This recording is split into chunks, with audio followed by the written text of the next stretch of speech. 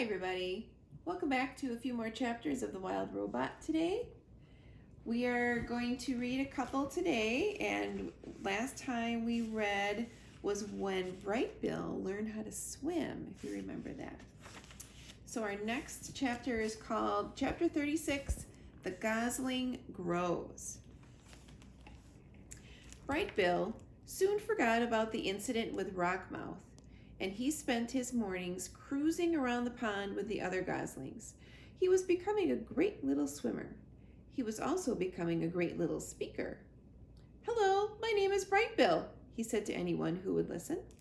The gosling was small for his age, and he always would be, but he was growing bigger and stronger by the day. His increasing size was matched by his increasing appetite. He gobbled down grass and berries and nuts and leaves. Sometimes he'd snack on little insects. If it was edible, Bright Bill would eat it. And even if it wasn't edible, he might eat it anyway. Roz felt something like fright the time she saw Bright Bill swallowing pebbles on the beach. She was holding him upside down, hoping the pebbles would fall out of his mouth, when Loud Wings stepped in. "Put the gosling down," said the goose with a laugh. "It's perfectly natural for Bright Bill to eat a few pebbles. They'll help him digest his food. But not too many, okay, little one?" Like most youngsters, Bright Bill was incredibly curious. He explored the garden and the pond and the forest floor, and he would occasionally explore neighboring homes. He'd wander down some hole in the ground and say to whoever was there, "Hello, my name is Bright Bill." Then a long robot arm would reach in and pull the gosling back outside. "Sorry to bother you," Roz would say in her friendliest voice. The mother and son slipped into a good nighttime routine. While the gosling slept, the robot might tend the fire if it was cool out, or gently fan him if it was warm. If he woke up hungry or thirsty, Roz brought him food or water. And whenever he had nightmares, she was always there to rock him back to sleep. Chapter 37, The Squirrel. A small squirrel was scurrying through the garden. Bright Bill had never seen her before. He peered out from the nest and watched her bounce across the lawn. After a minute of spying, the gosling shook his tail feathers and waddled outside. "Hello, my name is Bright Bill." The squirrel froze. Then she slowly turned around, and then she started to talk. "Hi, Bright Bill, my name is Chit Chat, and I'm a 12-and-a-half-week-old squirrel, and I'm new around here, and your home is really big and round, and I don't understand why smoke sometimes comes out of it." Reader, I'm not quite sure how Chit Chat got enough air into her lungs to go on like that, and I'm not quite sure how Bright Bill had the patience to listen. But he stood there and politely nodded as Chit Chat rambled on and on and on. "And sometimes I see you waddling behind your funny-looking mother, and you seem so nice that I thought I'd come down and introduce myself, but now I'm nervous and I'm talking too much, and my name is Chit Chat. I think I said that already." There was a pleasant silence. Bright Bill stood on one foot for a moment. Then the gosling took a deep breath and said, "It's very nice to meet you, Chit Chat. I don't think you talk too much. I think you talk just enough, and I like you, so let's be friends." A big smile appeared on the squirrel's tiny face. For once, Chit Chat was speechless. Chapter 38, The New Friendship. Chit Chat wasn't speechless for long. She'd already been alive for a whole 12-and-a-half weeks, and she wanted to tell Bright Bill about every exciting thing and every boring thing that had ever happened to her. And so, as the new friends played and explored and ate together, the squirrel shared her stories. "I was born on the other side of the hill, and then last week I decided I was ready to build my first dray, which is what you call a squirrel nest, and now I live in that tree with the weird bump in its trunk," she said while the two of them kicked pebbles into the pond. "One time a weasel chased me through the treetops until he missed a branch and fell all the way down and crashed into a bush and walked away all wobbly, and he never bothered me again," she said, while the two of them crawled through a hollow log. "Ew, gross, I saw you eat that ant one time. I ate a gnat by accident, and I didn't like it at all. I mostly eat acorns and bark and tree buds and sometimes the yummy berries that grow in your garden," she said. while the two of them took a snack break. But Chit-Chat was as good a listener as she was a talker. And whenever it was Bright Bill's turn to speak, she'd keep quiet and hang on his every word. Do you know who enjoyed their conversations most of all? Our robot Roz. The protective mother was never far away, and she felt something like amusement at the silly conversations she overheard, and she felt something like happiness that her son had made such a good friend. Chapter 39, The First Flight.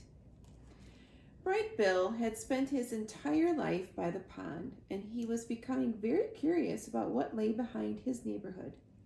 So one day his mother said to him, "Let us go for a walk, and I will show you more water than you can possibly imagine."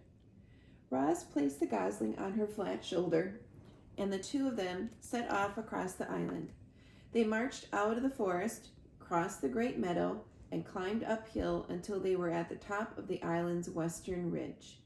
Before them was a grassy slope that descended all the way to the dark, choppy waves that surrounded the island. "That is a lot of water," said the wide-eyed Gosling. "I'm a good swimmer, but I'm not good enough to swim across that pond." "That is not a pond," said the robot. "That is an ocean. I doubt any bird could swim across an ocean." Waves rolled in from the horizon. Seagulls circled above the shore. A steady breeze blew up the slope. Bright Bill's yellow fluff had recently changed over to a coat of silky brown feathers, and he spread his feathery wings into the breeze. And then, "Mama, look!"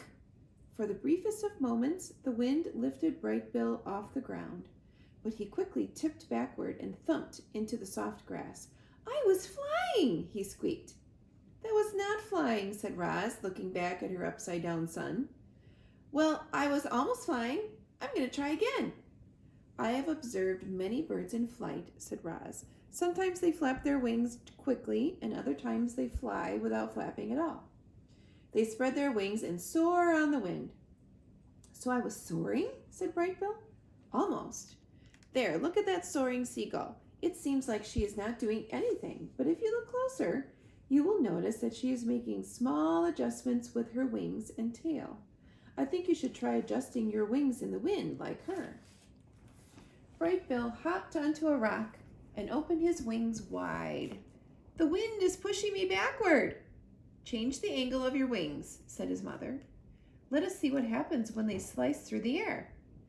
Bright Bill slowly angled his wings downward. The more he turned them, the less the wind pushed him backward. And just as his wings leveled off, "Mama, look!"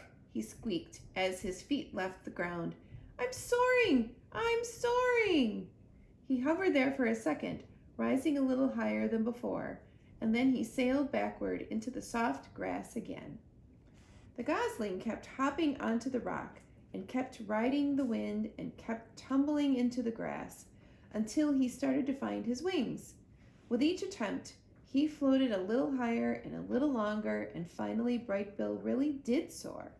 He lifted high into the air and hung there, floating. He turned his wings down and felt himself drop. He wiggled his tail feathers and felt himself veering back and forth.